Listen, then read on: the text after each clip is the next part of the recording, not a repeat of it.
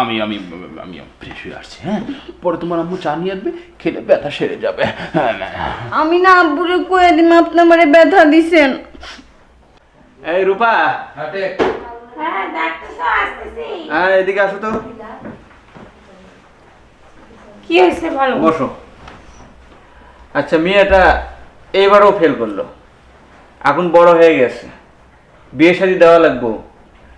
এভাবে লেখাপড়া কিভাবে লেখাপড়া করে? আর তুমি একটু দেখো না। আচ্ছা আমি কি করব? আমার কোনো কথা শুনে? তোমার তো বেশি আদর দিয়ে দিয়ে তুমি মেরে মাথা তুলছো। পড়ার কথা বললেই ওর মানে বিরক্তি ভাব। আচ্ছা, আমি তো ওর বাবা, আমি তো আর ওকে মারতেও পারবো না, বেশি শাসনও করতে পারবো না। তুমি তো মা হয়ে একটু শাসন টাসন করতে পারো। শাসন করলে তোমার মেয়ে মুখে তর্ক করে, বলে যে আমার পড়ালেখা ভালো লাগে না। আচ্ছা, তাহলে কি করা যায় এখন? আমি সিদ্ধান্ত নিয়েছি যে ভালো একটা প্রাইভেট মাস্টার দেখি বাসায় এনে যদি পড়ানো যায়। তুমি আচ্ছা নদীরে ডাক দাও, নদীরে ডাক দাও তুমি। সেটাই করো, ভালো একটা মাস্টার দেখে যাও। চাপের মধ্যে থাকলে তখন ঠিক। আচ্ছা নদীরে ডাক দাও তুমি, যাও যাও নদীরে ডাক দেখে এসো। আচ্ছা আমি হলে এলাকার একটা, আচ্ছা তুমি নদীরে ডাক দাও। আচ্ছা ডাকতেছি তো, দাঁড়াও না।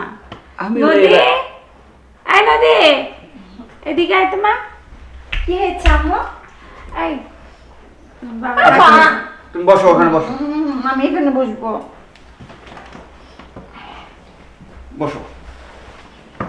আচ্ছা, তোমারে বেশি আদর করে দেখে তুমি বারবার বারবার পরীক্ষা তুমি এরকম ফেল করবা? কথা বললে তো তুমি কান্নাকাটি এই করো। যে দেখো দেখো, এইসব তোমার জন্য আজকে হয়েছে, বুঝছো? আগের থেকে বলছিলাম মেয়েদের শাসনের মধ্যে রাখো। আচ্ছা, আমি না শাসন না করলাম, তুমি তো করলে করতে পারতে। আমার কথা কি শুনে তুমি তো একদম আদর দিয়ে মাথা তুলছো। আচ্ছা শোনো, কান্দো না তুমি, কান্দো না। আচ্ছা, এক কাজ করলে কি হয়, ওই যে আমাদের যে খায়রুল স্যার আছে, ওনাকে বাসার ডেকে একটা প্রাইভেটের ব্যবস্থা করলে কেমন হয়? ভালোই তো হয়, ওনার কথা তো শুনছি যে ওনার সব স্টুডেন্টরা ভালোই করে, একবার চেষ্টা করে না, দেখি। উনি খুব মেধাবী স্যার, যাই হোক খুব ভালো স্যার।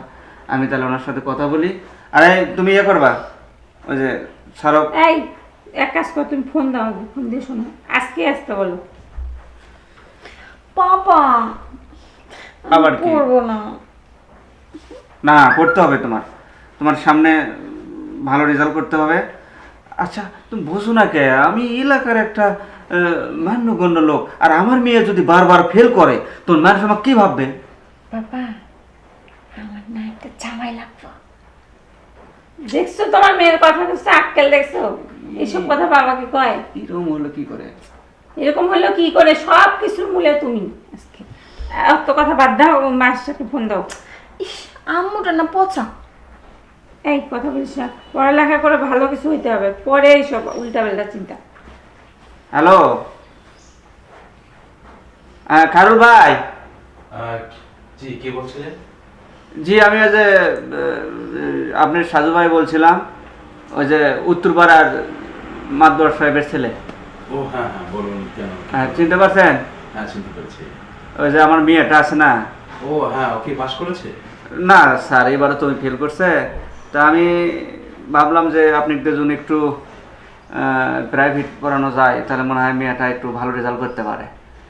ও তা হ্যাঁ, আপনি কি একটু আসতে পারবেন আমার বাসায়? আচ্ছা ঠিক আছে। আসতে পারবেন? কি বলো যে আসতে?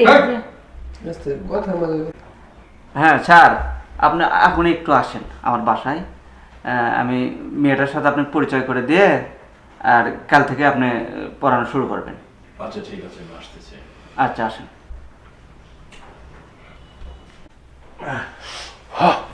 হটো হটো। কি হয়েছে? শুধু কি ব্যথা পেয়েছো, মজা পাওনি? না আমার না অনেক ব্যথা লাগছে। ঠিক আছে, এবার ওয়াশরুমে গিয়ে ফ্রেশ হয়ে নাও। আবার আমি আমি আমি ফ্রেশ হয়ে আসছি। হ্যাঁ, পরে তোমার আম্মু চা নিয়ে আসবে, খেলে ব্যথা সেরে যাবে। আমি না আব্বুরে কয়ে দিম আপনি আমারে ব্যথা দিছেন। আম্মু জান না আমারে মারছে।